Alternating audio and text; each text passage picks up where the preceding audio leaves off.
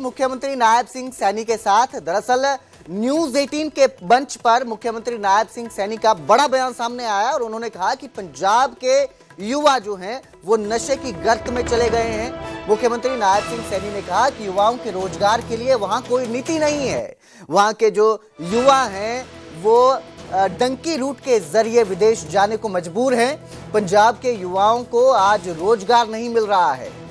इसके साथ ही उन्होंने आप और कांग्रेस पर भी निशाना साधा और कहा कि कांग्रेस और आप जरूरत पड़ने पर साथ आ जाती है। पंजाब में पीएम मोदी के नेतृत्व में अब बीजेपी की सरकार बनेगी।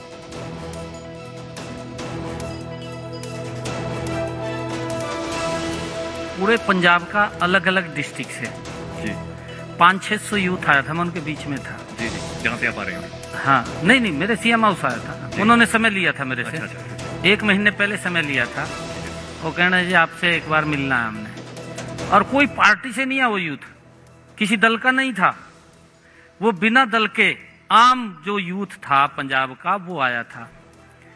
तो मैंने उनसे बात किया, उनको मैंने माइक दिया था, मैं कहा मैं आपकी कुछ आवाज सुनना चाहता हूं। वो रिकॉर्डिंग भी हुई है, आप उसको भी सुनना, उन्होंने क्या क्या बोले हैं। और उससे बड़ा दिल व्यथित हुआ है मेरा कि पंजाब की ऐसी हालत हो गई है।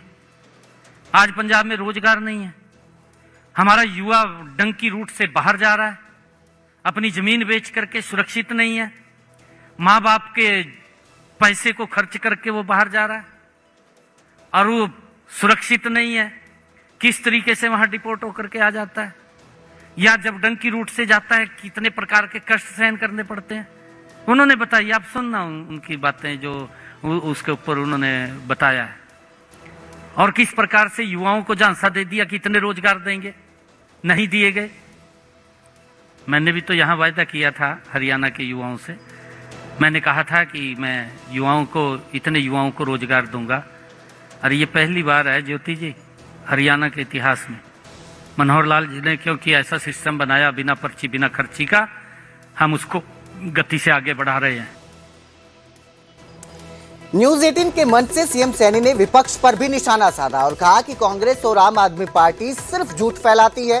पंजाब में जनता से किए वादे कूड़ेदान में डाल दिए गए, डस्टबिन में डाल दिए गए। मुख्यमंत्री नायब सिंह सैनी का यह कहना है और इसके साथ ही उन्होंने कहा कि हिमाचल और पंजाब में हालात बेहद खराब हैं।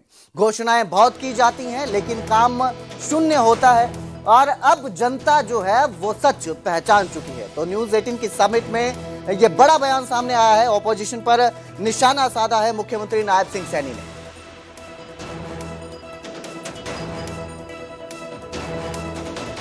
आएंगे तभी पता चलेगा, कहने ने तो कुछ भी कहें। इन्होंने लोगों को भ्रमित करके, झूठ बोल करके इन्होंने वोट हथिया लिया और जो संकल्प, जो घोषणा पत्र इन्होंने पूरा करने की बात कही थी उसको डस्टबिन में डाल दिया, उसको पूरा नहीं किया। लोग देखते रहते थे कि इन्होंने कही है बात, ये पूरा करेंगे, नहीं पूरी हुई। और सेम बात अगर आप लोग देखेंगे ज्योति जी, पंजाब में तो जमी गजब कर दिया। पंजाब के अंदर तो गजब ये हुआ क्योंकि कांग्रेस के विचार के ऊपर चलने वाली पार्टी है। यहां तो बोलते हैं कि हम किसानों का भी बाढ़ आई, पंजाब के अंदर खराबा हो गया। यहां मुख्यमंत्री तो बोल रहे हैं कि 20,000 रुपये प्रति एकड़ हम देंगे, आपके टीवी पे भी चला होगा। और उनका एक जो मुखिया है जिसने पार्टी को खड़ा किया है, वो इतना घना झूठ बोलता है, बड़ा घना झूठ बोलता है। गुजरात में जाके कहने लगा, कहा जी हमारे मुख्यमंत्री ने फसल खराबे के 50,000 रुपये एकड़ दिया। लोग तो देख रहे हैं, ये वहां जाकर के झूठ बोल देना कि हमारी सरकार है यहां पर, उसने ये कर दिया वो कर दिया, करया कुछ नहीं, तो लोग देखते हैं।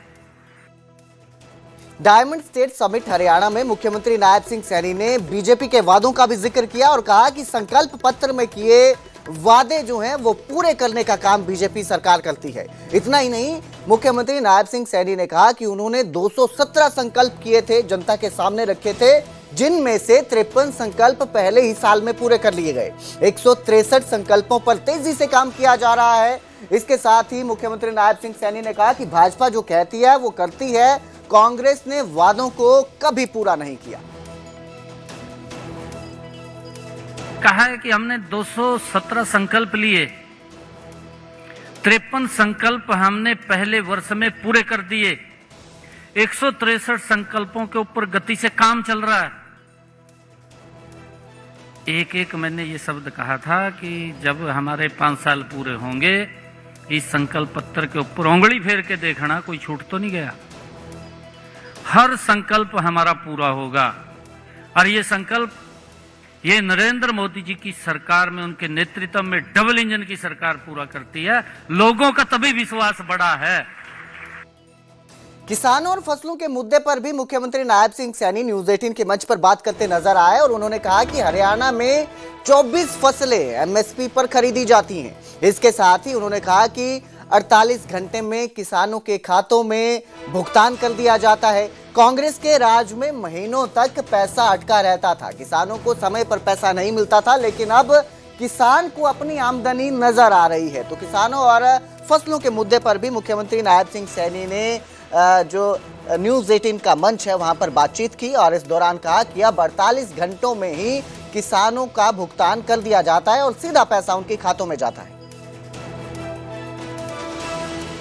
अपने किसान की हरियाणा के एमएसपी पर उसकी फसल खरीदेंगे। ये बड़ा वायदा है, कोई छोटा वायदा नहीं है। ये 24 फसलों का, और ये देश का पहला राज्य है हरियाणा जो अपने किसान की 24 फसलें एमएसपी पर खरीद रहा है। आज तक किसी ने ये बात नहीं कही है। क्या हालात होती थी किसान की, पैसा नहीं मिलता था कांग्रेस के समय में। 6 महीने बाद किसान को पैसा मिलता था, 6 महीने साल लग जाता था। और ऐसी स्थिति थी जब हिसाब करने के लिए किसान जाता था, अपना भी मैंने फसल गिरी है तो आगे से उसको एक चिट दे दी जाती थी कि आपके पास तो इतना ज्यादा चला गया है पैसा। वो देखता रहता था मैंने फसल गिरी, मेरा पैसा कहाँ गया है। आज क्या स्थिति है ज्योति जी? आज 24 फसलें एमएसपी पर खरीद रहे हैं। अगर मेरा किसान अपनी अनाज की ट्राली लेकर के मंडी में पहुंचता है, ज्यों ही जे फार्म कटेगा 48 घंटे के अंदर पूरी पेमेंट उसके खाते में ट्रांसफर हो जाएगी। पूरी पेमेंट उसके खाते में ट्रांसफर हो जाएगी। और किसान को अब पता चला है मोदी जी के नेतृत्व में कि मेरी भी इनकम है। कांग्रेस के समय में तो किसान को पता ही नहीं चला भी मेरी इनकम है, क्योंकि पता ही नहीं चलता था। महिलाओं के सम्मान पर भी मुख्यमंत्री नायब सिंह सैनी बात करते नजर आए और उन्होंने कहा कि प्रदेश में दीनदयाल लाडो लक्ष्मी योजना शुरू कर दी गई है। लाडो लक्ष्मी योजना के लिए बजट आवंटित किया गया है। पहले बजट में 5,000 करोड़ रुपए रखे गए हैं। तीसरी किस्त बहनों तक पहुंचाई गई और हर महीने हजारों नए रजिस्ट्रेशन हो रहे हैं। भाजपा वादा लिखती है तो निभाती भी है। मुख्यमंत्री नायब सिंह सैनी ने महिलाओं के सम्मान को लेकर भी बातचीत की और कहा कि महिलाओं के सम्मान के लिए अब सीधा पैसा उनके खाते में डाला जाता है। विधानसभा का मेरा पहला सत्र था। पहले सत्र में ही खड़े हो गए, कहने लगे, कहा जी आपने कहा लाडो लक्ष्मी योजना का वायदा किया था, पूरा नहीं कराया। अरे मखाई भी कुर्सी पर तो बैठ जान दो, भी तो कुर्सी पर भी नहीं बैठा मैं आपके सामने। और पहले ही बजट में जो मेरा सरकार का पहला बजट था, उस बजट में मैंने लाडो लक्ष्मी योजना के लिए 5,000 करोड़ रुपया रिजर्व कर दिया था, पहले ही मैंने बजट में जी। एक और आपका और मैं आपको ज्योति जी और बताना चाहता हूं, जो लोग ये दुष्प्रचार करते हैं, मैंने इनको कहा है, मैं कहा भाई कांग्रेस की सरकार हिमाचल में है, हिमाचल के अंदर महिलाओं के साथ वायदा किया गया था, कम से कम जाकर पूछ तो लो। मैं दूर तो है नहीं है, नजदीक का, किराया भी नहीं लगता। मैं पैदल जाकर जाया वो पूछ लो, जाकर पड़ोस में है। इधर पंजाब के अंदर पूछ लो। महिलाएं देख रही हैं कि कब वादा पूरा होगा, परंतु सरकार निकल गई है। जो आपने ठीक बात कही थी कि आपने जो वायदे किए हैं भी चलो लिख दो, पूरे नहीं होंगे नहीं सही, ये सोच नरेंद्र मोदी की नेतृत्व वाली सरकार की नहीं है, ये सोच भारतीय जनता पार्टी की नहीं है। कोई भी शब्द, कोई भी लाइन लिखी जाएगी, उसके ऊपर इंप्लीमेंट होगा, उसको धरातल पर उतारा जाएगा। ये सोच अगर किसी की है, ये कांग्रेस की हो सकती है, आम आदमी की हो सकती है, जिसने कहा कि हम महिलाओं को उनको आर्थिक सहयोग करेंगे, परंतु आज तक नहीं किया। आज मुझे खुशी है बताते हुए, हमने लाडो लक्ष्मी योजना लागू कर दी। 2100 रुपया पहुंचाने का तीसरी किस्त का काम हमारी सरकार ने किया है। हमारी बहनें जो रजिस्ट्रेशन इसके अंदर कर रही है, हर महीने संख्या बढ़ करके आती है। हर महीने 3000 4000 हमारी बहनें इसमें रजिस्ट्रेशन कर रही हैं, और वो उनको हम महीने में पैसा पहुंचाने का काम हमारी सरकार कर रही है। तो वहीं न्यूज 18 के मंच पर जी राम जी को लेकर राज्यसभा सांसद सुभाष बराला का बयान भी सामने आया और उन्होंने कहा कि महात्मा गांधी का सपना गांवों का स्वराज था। कांग्रेस केवल नाम को लेकर ही राजनीति कर रही है। ग्राम स्वराज से ही गांधी का सपना पूरा होगा। और इसके साथ ही उन्होंने कहा कि किसान और मजदूर जो हैं उनको रोजगार मिलना जरूरी है। जी राम जी योजना से गांधी के विचार साकार होंगे। नाम नहीं, काम से सम्मान मिलता है। जो कांग्रेस नहीं कर सकी वो अब हो रहा है।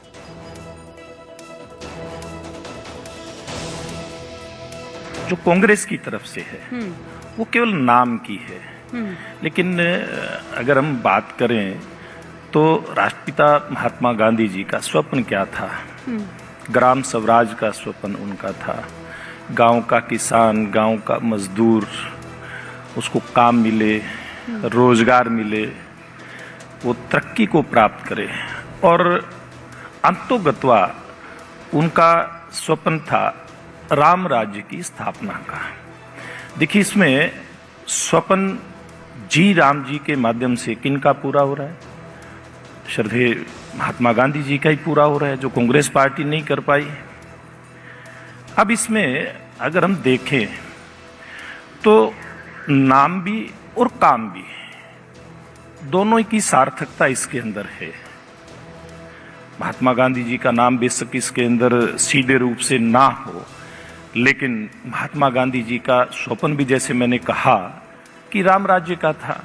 और उनके जीवन के अंतिम शब्द, वो मैं नहीं कह रहा, वो तो कांग्रेस पार्टी की सरकारों के द्वारा जो हमें इतिहास बताया गया है, वो ये कहता है कि वो इतिहास कहता है कि उनके आखिरी शब्द हे राम थे। तो इसमें भी वही कल्पना सार्थक होती दिखाई हम लोगों को दे रही है। दूसरा है महात्मा गांधी जी का काम, वो काम चाहते थे ग्रामीण क्षेत्र के लिए। इसमें जो पूर्व में 100 दिन का रोजगार मजदूर को मिलता था, उसको बढ़ाकर के 125 दिन किया है। न्यूज 18 के मंच पर राव नरबीर सिंह का बड़ा बयान सामने आया और उन्होंने कहा कि हरियाणा में शायद जनता कांग्रेस की सरकार बनाना चाहती थी। कांग्रेस नेताओं ने जो बयान दिए उससे बड़ा बदलाव हुआ और कांग्रेस देखती रही, जनता ने बदलाव कर दिया। राव इंद्रजीत के साथ मतभेदों पर भी राव नरबीर का बयान सामने आया और उन्होंने कहा कि राजनीति में अपना वर्चस्व हर आदमी रखता है और हर आदमी का अपना वर्चस्व है।